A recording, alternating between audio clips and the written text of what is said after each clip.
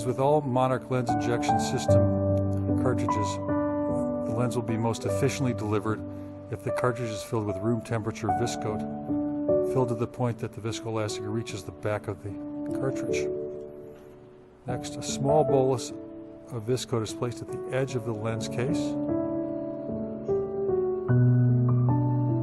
The lens is grasped by one of its haptics using lens forceps and placed on the viscoat bolus. It's then regrasped at its haptic-optic junction. Please note these forceps have round jaws to minimize contact with the lens surface.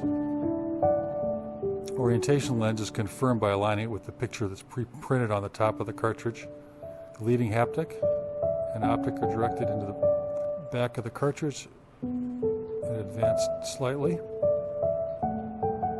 The closed forcep is then carefully passed over the top of the lens and used to push it down into the concavity of the lower portion of the cartridge chamber. The lens is then advanced further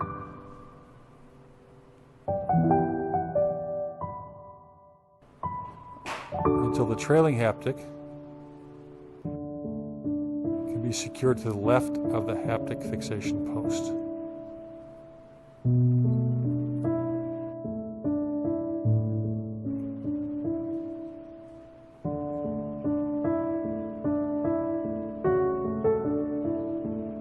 Please note the reflection of the lens edge signifying the concave or downward roll of the lens, which is appropriate for the chamber position. With the plunger fully withdrawn, the cartridge is then laid into the groove of the Monarch 3 injector handpiece and slid forward until it locks into place. The plunger is then advanced carefully so as not to crimp or engage the trailing haptic.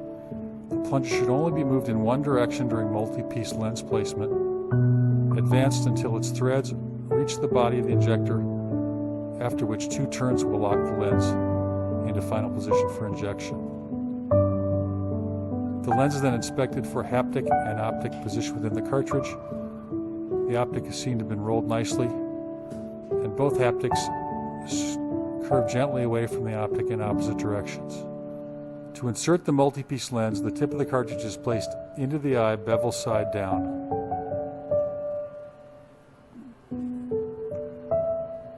That's perfect.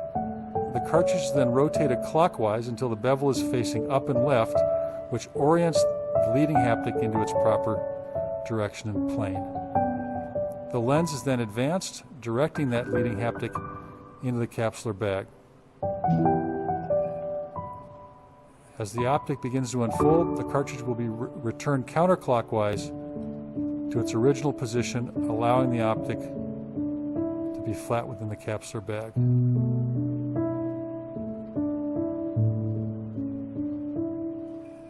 Finally, additional turn counterclockwise can often allow the trailing haptic to be delivered